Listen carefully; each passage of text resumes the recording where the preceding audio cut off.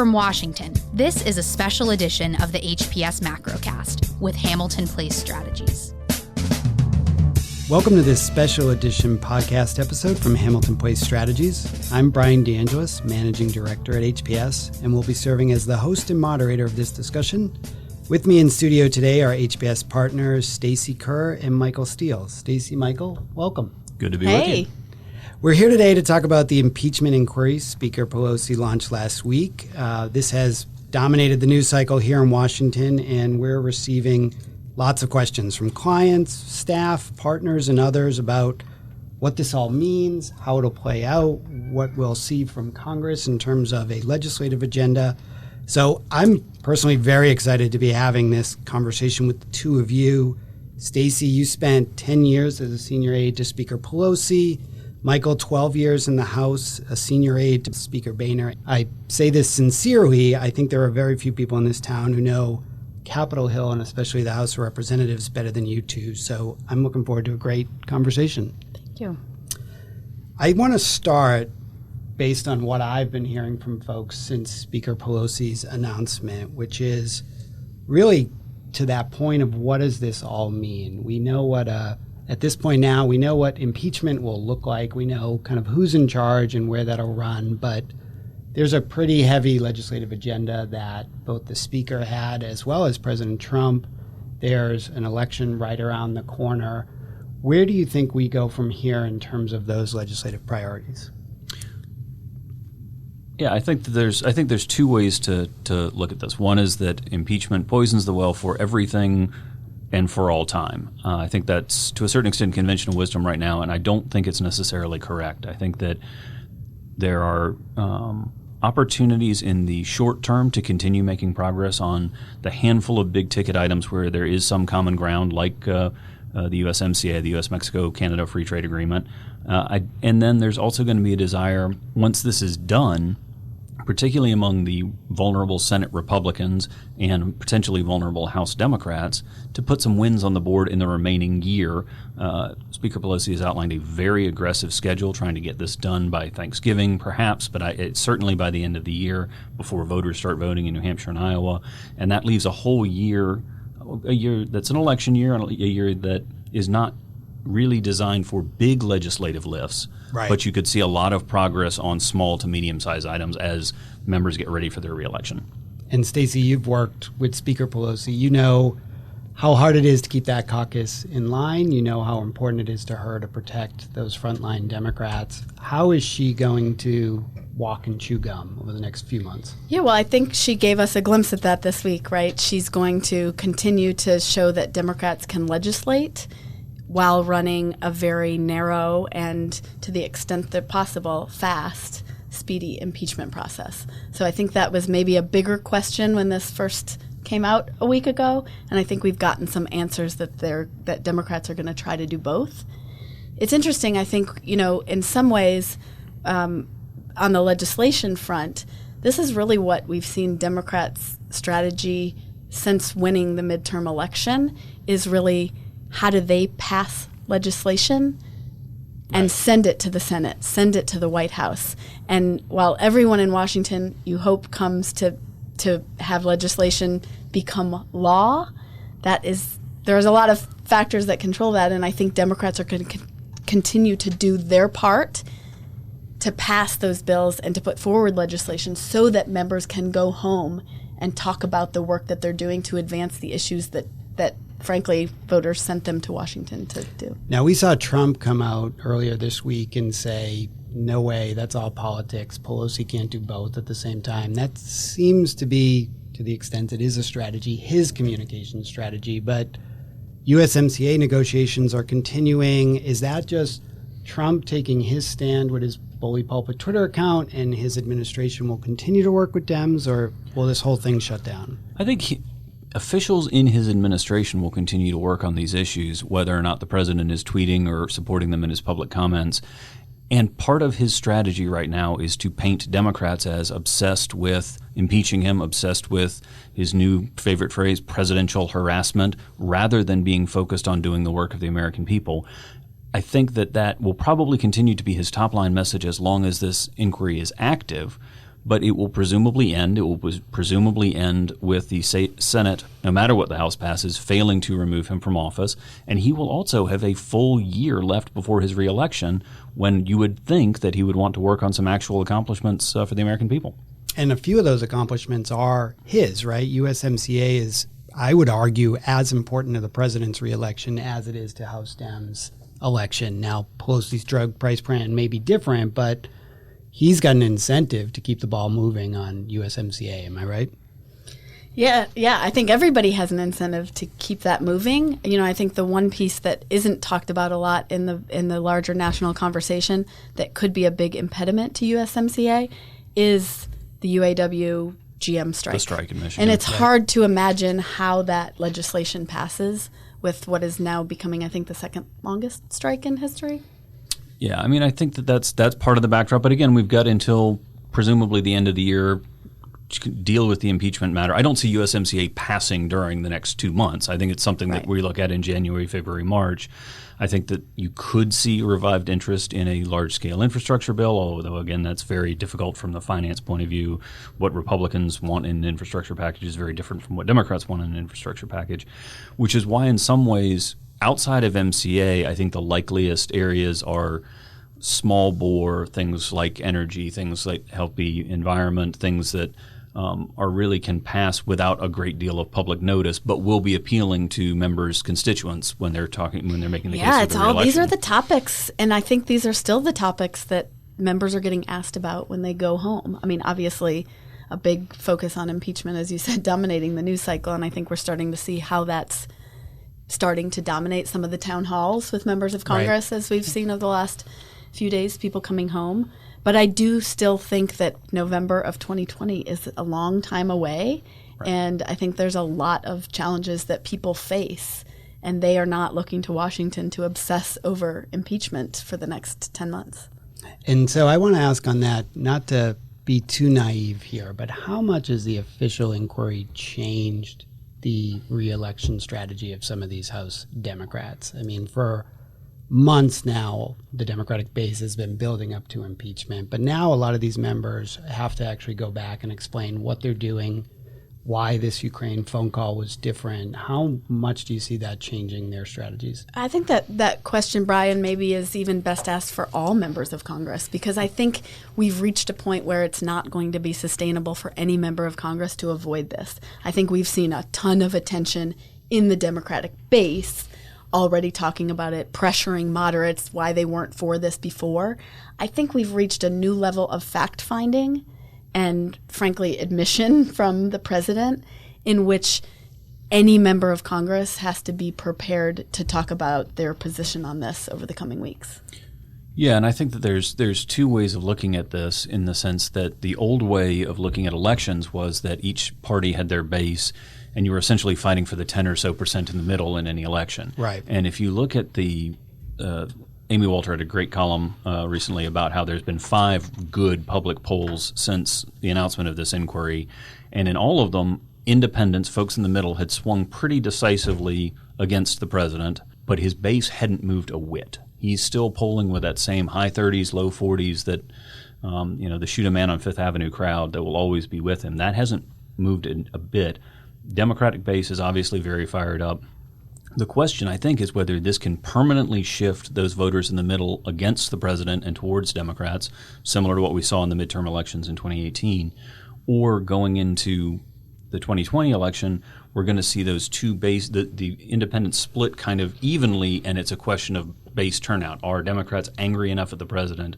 Are the president's supporters angry enough at Democrats to go to the polls in the record numbers that we saw on the Republican side in 2016 and to a certain extent on the Democratic side in 2018? Yeah, and it's hard to not have these conversations, focus on polarization and continued polarization. And I think there's also, as it relates to November of 2020 for House races, Senate, and for the presidential race, there's a real sort of excitement and energy factor for both sides, given that neither side has a base. Right. And both sides are led by political leaders. I'm thinking Pelosi and McConnell, who at the end of the day care about their caucus. And even to the point, McConnell at some point will be stuck between There are now 4 Republican members up for re-election that are being targeted with ads from Tom Steyer's impeachment group. Sure. They're going to feel a lot of pressure. At what point does he have to start backing away from the president and, giving some of these members cover? Well, one thing I think that was interesting this week that we saw from the congressional leaders in the House, from Pelosi, from McConnell, is really, I think, a reinforcement of their constitutional responsibilities here. And I think that's something that we haven't seen from the president, regardless of where you fall on impeachment.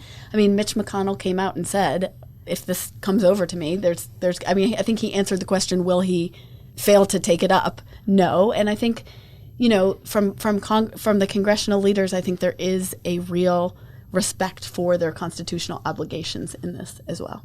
Right. I think that's true. I do, however, think you have to listen to everything that McConnell says. He says that there will be a trial. There will not be simply but a motion to dismiss will be in order immediately after that trial begins. There was such a motion in the Clinton impeachment. It failed.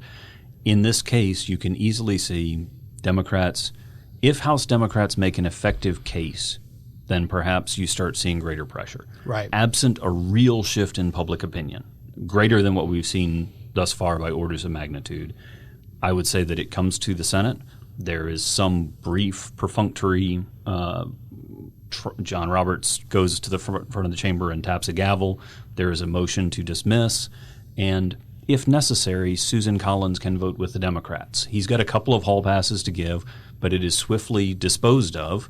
And again, we'll still be in calendar year 2019 when this happens. We have a full year in 2020 of legislative activity that people are going to want to do. And if you look to the point that we need to get some things done, if you look at the senators who ran more strongly than President Trump in their states, Rob Portman, I think, is the classic example here of someone who was between 15 and 20 points ahead of the president in Ohio. He did it by focusing relentlessly on a relatively small, easy-to-remember number of issues that were incredibly important to his constituents, fighting opioids, crisis in the VA, et cetera. You're going to want to have those sort of tangible victories.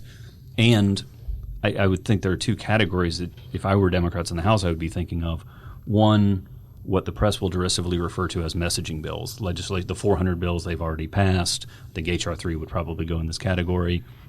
When House Republicans were in the majority and Democrats controlled the Senate, we did a very similar exercise. Everyone talked about the 300 House-passed jobs bills stacked like cordwood in front of Harry Reid's office. Right. All that.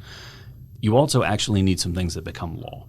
And that's going to be the places where you want to find those little areas of common ground on common sense issues for your constituents that actually get signed into law, and you have a tangible accomplishment. And at some point, I have to imagine McConnell wants the president to just give him a little breathing room to protect those members. And we're all communication strategists here. The president standing in front of the press corps and now calling on China to go investigate the Bidens seems like messaging, failure 101 to me, where he's digging that hole deeper and Mitch McConnell has to be letting out a big sigh over in those Senate chambers because this has just gotten even more harder for his members. Well, I think as it relates to message discipline, I mean, I think we've seen this increasingly from this White House, but I think we had a couple of instances this week where Trump had all of the advantage, all of the home court advantage that the White House and that brings to a messaging conversation, and he's, yelling at reporters. He's, using his time with the president of Finland. He's squandering that opportunity. And then we had congressional leaders walk into a room in front of the American flags and set the terms of an impeachment debate. I mean, usually the person sitting in the White House has that messaging advantage, and that was really squandered this week. Right, and Michael, to your point, I feel like the president can limit his fight to the House and let Mitch McConnell and the Republican senators dismiss this pretty quickly, but he's not making it easy on them. He's not making it easy. And the times that the conservative movement or Republicans have had messaging successes under President Trump are times when congressional Republicans want something and the conservative movement writ large want something as badly as the president does. Tax reform and the 2 Supreme Court nominations, USMCA to a certain extent. But That's not possible in this situation because congressional Republicans don't know all the facts. People in the Trump administration don't know all the facts. I mean, you get the distinct impression that the only people that know exactly what's going on here and why are Rudy Giuliani and the President of the United States. And you can't cannot build an effective, broad communication strategy based on that because the facts are bad. And it's really interesting to watch. I think Democrats have had a big challenge over the last year of Democratic unity and keeping what is a wide tent, both from the presidential primary going on and just from the range of opinions and places where Democrats fall within the moderates, the liberals. They've had a new big, faces like AOC. Yeah, they've had a big challenge with, I think, unity and message discipline, and it's pretty remarkable to see how quickly that has really shifted, and the ability of really Adam Schiff and Nancy Pelosi to set the terms of this and have Democratic members aligned. Right. Let's shift gears just a little bit. We've talked about the congressional agenda, but Trump has his own agenda as well. We've got the Chinese delegation coming back to D.C. soon to talk about a trade deal. You mentioned the UAW strike. Stacy, economy continues to show signs. Trump needs a win here on his economic platform. Do you see him getting that in the next few months? How is he going to try to tackle that issue? I think he needs the absence of a loss. The economic indicators are very mixed. The timing of recessions sometimes determines their political impact because people's perception of a recession tends to lag the actual economic indicators. You saw that in President Bush's failed reelect in 1992. The economy was actually getting better, but not in time for people to feel it. So I don't know what he's sort of doing right now is avoiding doing further damage. He's Hippocratic oath right now, and that's pushing off further trade action against China, pushing off the implementation of some of these trade war policies. I think you'll probably continue to see that. It's hard to imagine, given tax reform, it's hard to imagine another major economic lever that he can pull other than hectoring the Fed, and I'm assuming he'll continue to do that. He'll continue to do that. Can he go into his reelection without a U.S.-China trade deal? Yes, as long as the economy is strong. Okay. If we're still at record low unemployment, if we're still continuing to see not spectacular but steady 2%-ish economic growth, then yes, he can. But it would certainly be helpful, and it would be doubly helpful if we started to see either of those figures slipping.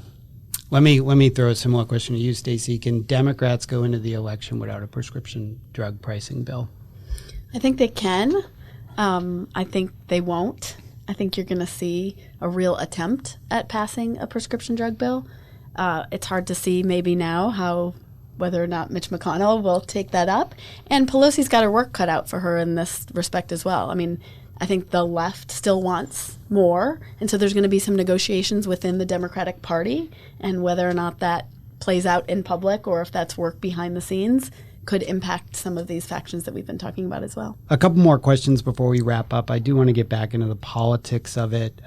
Joe Biden is obviously a central figure to this story, regardless of what side of the politics you're on. How do you see this impacting his primary campaign? Well, look, I think Joe Biden has a challenge in that he is very well known among the Democratic base, and yet he still has polling that is in the high 30s, 40%. I don't think this is going to be the issue that starts to see a clear frontrunner or a breakup into this crowded Democratic primary.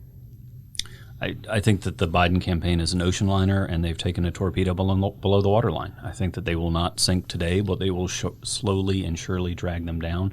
And I say that not because I believe that the vice president did anything illegal, and not necessarily because I think that his son did anything illegal, but his son was clearly profiting from his father's position in government, and it just looks bad. This is exactly the reason that President Trump always refers to the former vice president as Swamp Man, his decades of experience in the U.S. Senate and the impression of self-dealing. Now, what's really interesting to watch is what will the Biden campaign do with this? I mean, I think there is a real case to be made strategically to take on Trump, make this a two-person race, show voters what it looks like to have a Biden versus Trump election. Yeah, and it's and clear there could that be Trump actually has made that decision. Well, and that's- he will continue to push on Biden, so it's how Biden responds. And we saw Biden, I think, have the strongest verbal response to these attacks this week, but it was still, and the image was a very typical politician in a blue suit and striped tie standing in front of American flags reading from a piece of paper. And that's just not the dynamism that I think Democrats are going to want from someone who's going to go toe-to-toe with Trump. All right, let's wrap up. I want to do a little rapid fire, kind of summarize what we've talked about. So do we all agree the House impeaches Trump? I do believe that the House will impeach Trump and send it over to the Senate. Yes. And do we all agree Senate will likely not remove the president from office? I'm not sure on that yet. I'm quite confident. How long does this last? Are we still dealing with impeachment at New Year's? I think that depends on the facts on the ground. I think that if no substantial additional information emerges, if the White House continues to stonewall, if there's not another shoe to drop, then it's possible to wrap it up before the new year. I do think it's also very possible that additional information will come up and that it could wind up dragging on longer than that. I agree with Steele. I think this could go into the new year. I think that would still be moving pretty quickly. I think we've got to see where the facts take this. But one thing that could change the timing of this a bit that I'm watching is I think there could be some advantage in what we might see is that Democratic leaders actually have the House come back after next week from their recess and start working shorter weeks, maybe the shorter weeks that we saw under a Republican speaker, where they send members back home. You know, they're coming in Tuesday night to Thursday or something. They have members back home in their district. They're continuing to work on impeachment. They're continuing to work on these pieces of legislation. Schiff and the committee members are here. They're doing their work. They're continuing to work. But I think, home. look, the reality of creating and writing legislation, you don't need 435 members to write a prescription drug bill. And I think if I'm Pelosi and the House leadership, I want members at home hearing from their constituents, talking to voters. And I'm not sure I need my full caucus here with more people to control. More time to go on This is a counterintuitive argument, and I think it's probably right. Like, going into this recess, I argued that Democrats were making a mistake taking the recess, that they had momentum on their side. They were finally hitting their stride, and it was the worst time to go away. But as it's turned out, having the Speaker here, having Chairman Schiff here, has allowed them to continue to make progress, and the members of the committee allowed them to continue to make progress.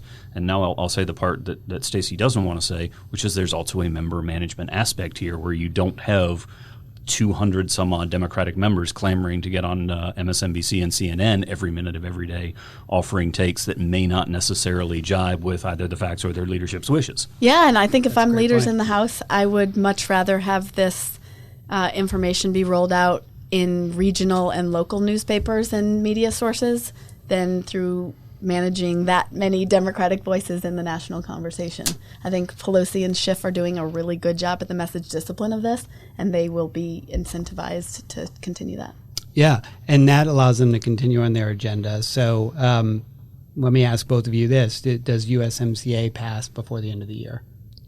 I think not before the end of the year. I'm in the same place. I think that it still has a very real chance of passing, but it's tough to see it. It's tough to see it proceeding at the same time as the impeachment inquiry. Do we get a budget deal in November, or do they keep kicking that down the road? I think the chances, even over the last week, are more likely, given the White House's posture, are more likely for a government shutdown in December. I think it's tough to predict simply because it's entirely dependent at the end of the day on the president and what he's willing to accept. I think congressional negotiators can, not easily, but can certainly reach an agreement that would be satisfactory enough to all sides. You can see the president wanting government to keep running, avoid threats to the economy, and sign pretty much whatever Congress produces.